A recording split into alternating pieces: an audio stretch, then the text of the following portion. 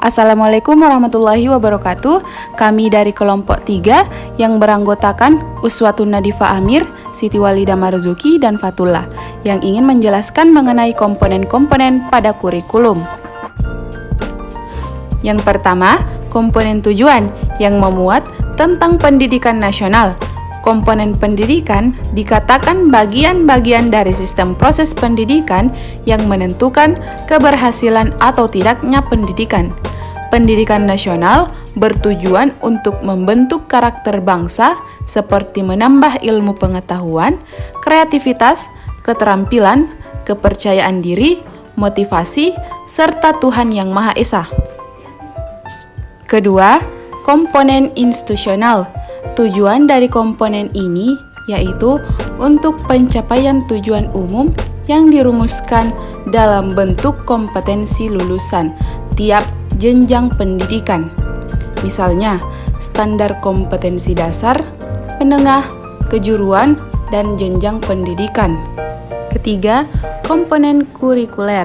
Komponen ini memiliki tujuan yang hendak dicapai oleh suatu program studi, bidang studi atau mata pelajaran yang disusun mengacu atau berdasarkan tujuan institusional dan tujuan pendidikan nasional dapat juga didefinisikan sebagai kualifikasi yang harus dimiliki siswa setelah mereka menyelesaikan suatu bidang studi tertentu dalam suatu lembaga pendidikan.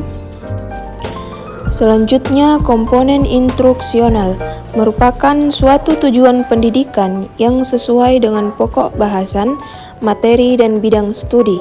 Komponen instruksional ini memiliki tujuan yang paling rendah tingkatannya, sebab yang langsung berhubungan dengan anak didik.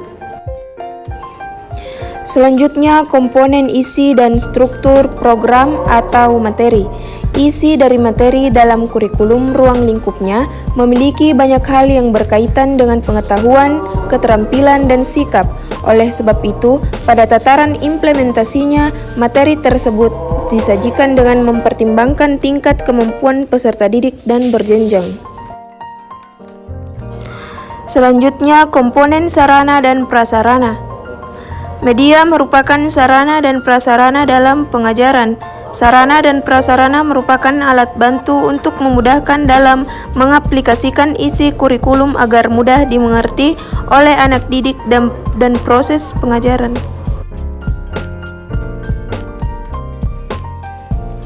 Selanjutnya, komponen strategi KBM. Strategi dan metode merupakan komponen yang memiliki peran penting dikarenakan berhubungan dengan implementasi kurikulum.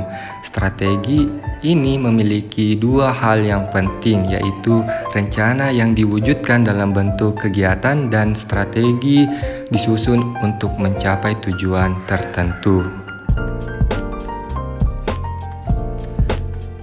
Selanjutnya, komponen proses KBM. Proses belajar mengajar merupakan komponen pertama yang harus ditetapkan dalam proses pengajaran yang berfungsi sebagai indikator keberhasilan pengajaran. Isi tujuan pengajaran pada hakikatnya adalah hasil belajar yang diharapkan.